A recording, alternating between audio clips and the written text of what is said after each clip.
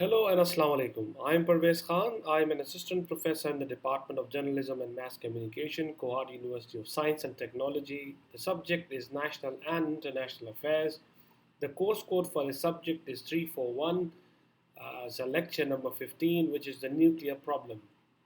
We'll be talking about the global nuclear problem, the associated risks. Does it serve as a deterrent, or is it a time to reconsider it in many different perspectives? So, what are the objectives of this class? In this session, students will be able to understand nuclear problem that confronts our world today. Students will be able to understand how it works and the effect it has. And then students will be able to consider modern threat it poses to the world. And obviously, we'll also be talking about the alternate measures that's needed in dealing with this global issue. So this is pretty much it, the nuclear problem, the associated risk, how it works, what are the modern threats, and obviously how to deal with it. We'll have a brief description about the nuclear weapons, but obviously we are going to give it some historical context to it as well because it's important to understand it from a humanist perspective, the damages it has done and the catastrophes that have taken place in the past. It's very important to look into it and then only consider its implications. So, nuclear weapons are the device designed to release energy in explosive manner. The process of fission and fusion, a combination of the two processes. The fission weapons are commonly referred to as atomic bombs, and fusion weapons are also referred to as thermonuclear bombs, or commonly known as hydrogen bombs. So these are some of the weapons that some of the definitions that we can talk about. But it's what to keep in mind is that it releases a large portion of energy, and that's destructive. How it works? Uh, Obviously, nuclear weapons produce enormous explosive energy. It's explosive, it's enormous, it's serious one, and are measured in kilotons and megatons. To describe the blast, it's equivalent to the weight of conventional chemical explosive.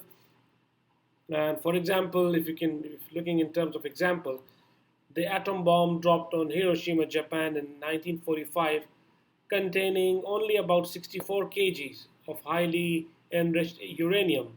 But when it was released, it released tremendous amount of energy equaling 15 kilotons of chemical explosives. It's a huge sum. It's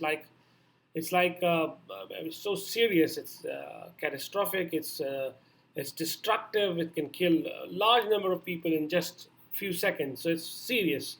It's dangerous.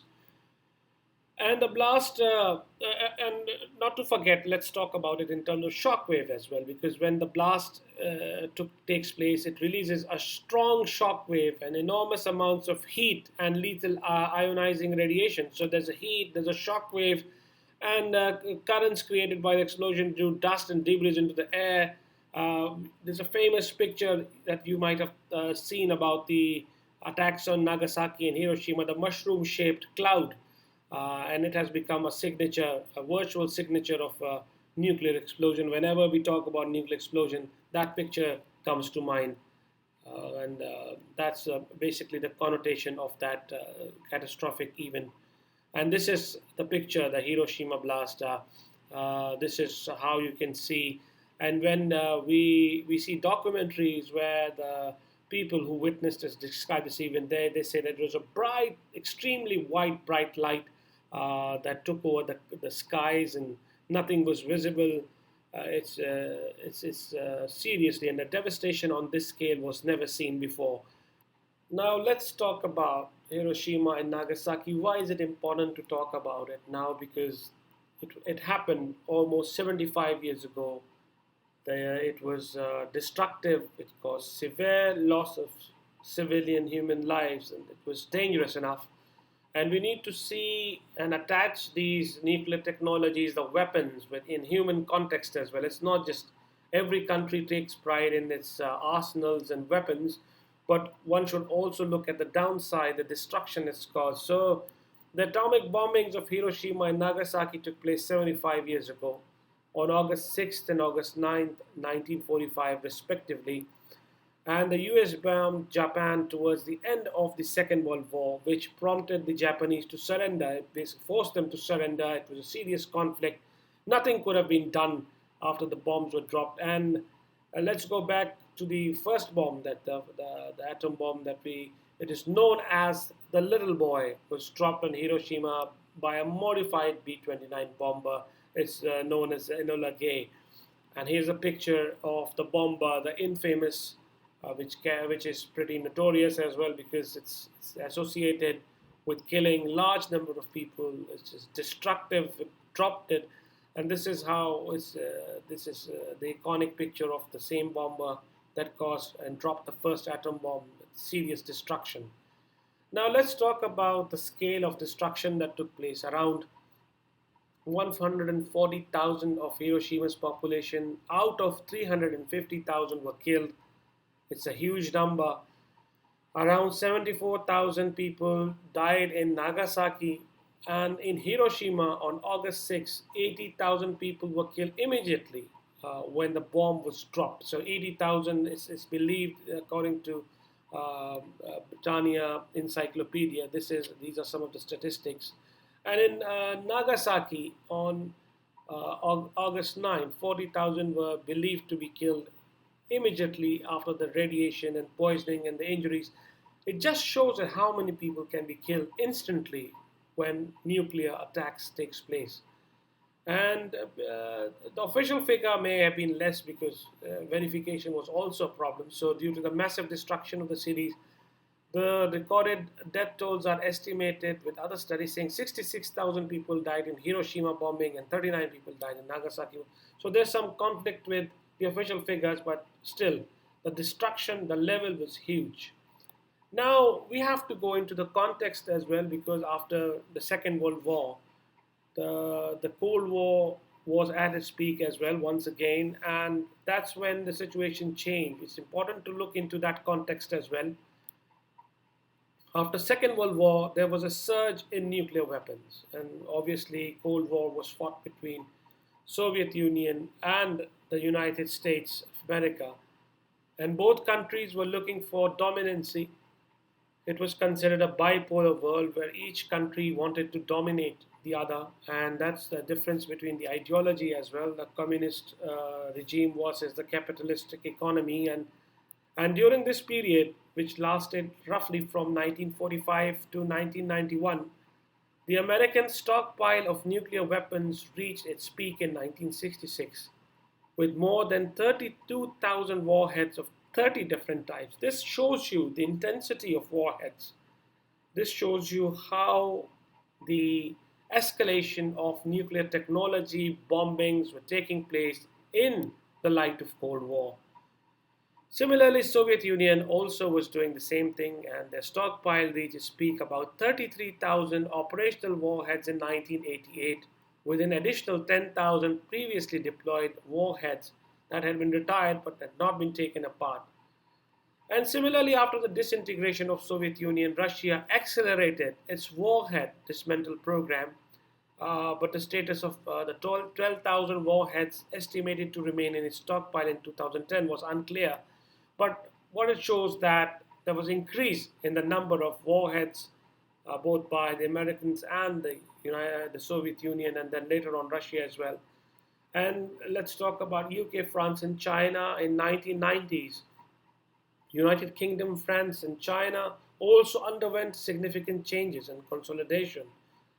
Britain estimated its land-based army, tactical naval, and air nuclear missions so that its arsenal, which contained some 350 warheads in 1970s, had just 225 warheads in 2010.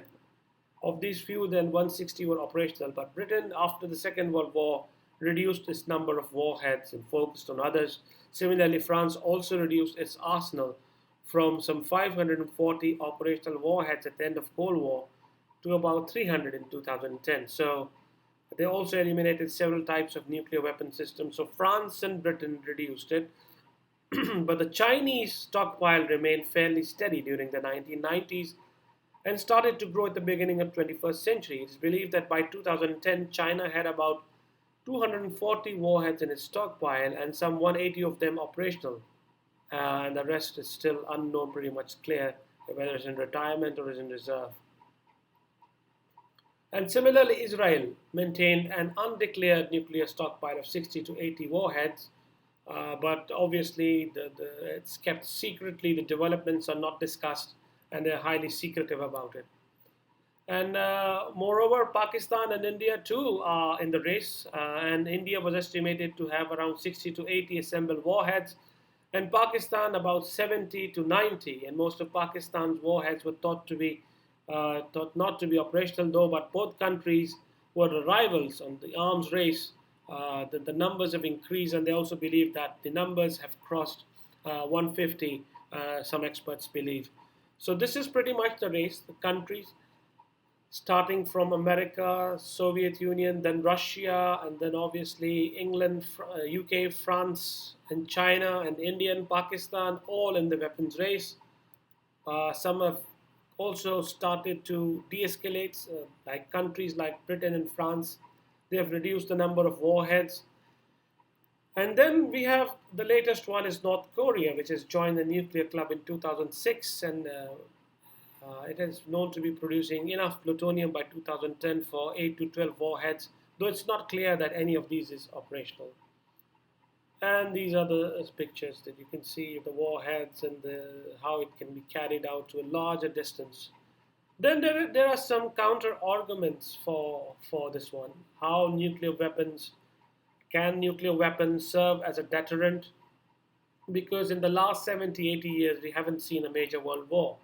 So is nuclear weapon the reason why countries are not physically attacking each other? That's a very strong point that usually countries with nuclear technology, they put forward that yes, it's serving as a deterrent because everyone, they have other ways to deal with each other, political, economic, and fights have changed in the globalized world.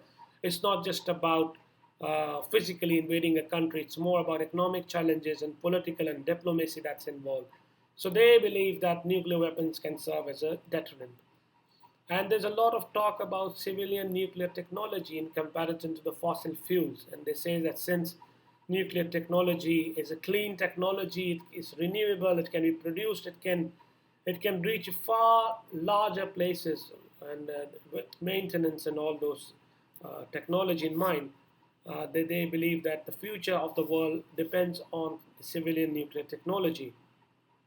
And will there be focus on nuclear disarmament and the clean, uninterrupted power supply, as we just said? So there are some arguments in favor of this that if we talk about nuclear disarmament in terms of weapons, but we can still focus on the civilian nuclear technology, but has there been talks about the risks associated? We'll be talking about a few risks in a while.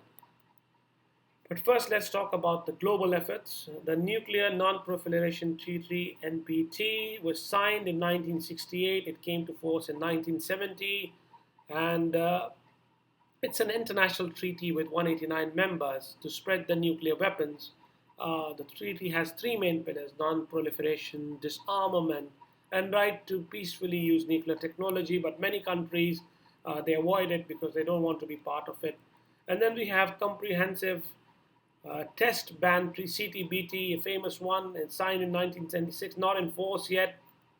It has 181 state signatures, but 148 ratifications.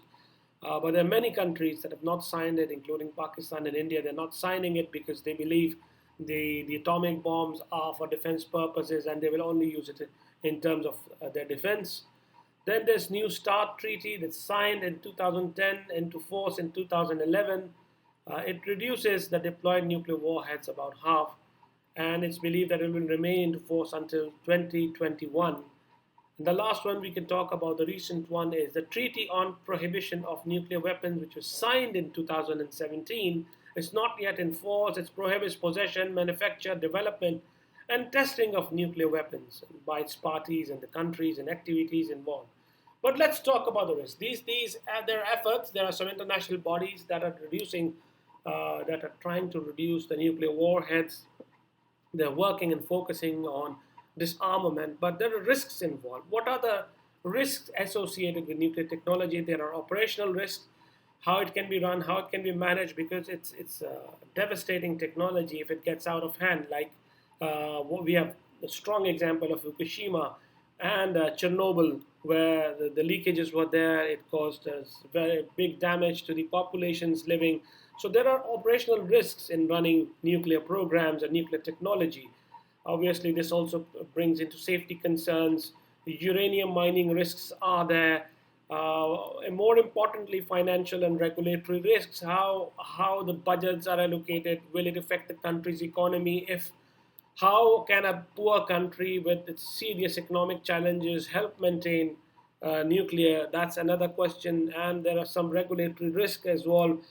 Obviously, if unresolved waste management issues very serious, particularly when the modern world we are talking about focuses more on environment. There's a portion of the waste management that goes to the seas and oceans and which carries radiation, causing a huge risk to the life, the creatures in the oceans, and also to the human population if they're exposed to it nearby. So waste management is a serious concern when it comes to nuclear management. And then obviously the serious one is nuclear weapons proliferation concerns. Some countries have been accused of spreading nuclear technology to Iran or the North Korean, and so that's a serious concern. Or other countries that keep sharing the nuclear technology. It also depends on the political instability of a country. How, if nuclear proliferation takes place, it goes into wrong hands and it causes serious issues like terrorism. That is another risk associated with this one. So, yes, there are a lot of concerns when it comes to nuclear technology. But the important point is that its very existence is a threat. If it explodes, what will happen? It poses a serious challenge to Earth ecosystem as well. So these are two major points of consideration if we are ever to look into the nuclear problem of the world. So what did we learn? We have learned that the race for nuclear escalated during Cold War era. Nuclear arms race can be dangerous for the survival of mankind. There are extreme risks involved because it's not just an easy program, it's not just something that can just take place. It needs special protocols, it requires speciality, it requires a great deal of expertise in dealing. And then we have civilian nuclear technology debate that we can benefit from, but it can come at a cost too. So we have to think about all these lines when we are discussing the nuclear problem. So before we end this session, what do you think about the threats nuclear technology pose in our modern world?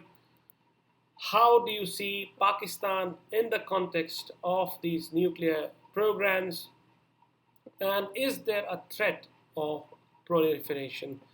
And apart from this, you can think about a few other questions as well, comparing your country with the others. Do you think it's a deterrent? Does it provide you safety?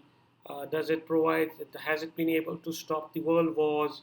What do you think? What's your personal opinion about all these things? It's very important to look Pakistan into the same context because if other countries are asking Pakistan for this disarmament, then are they doing it themselves? Are the modern countries also working on it? Is the world together on this? So there's a lot to think about, a lot to win and lose in this situation.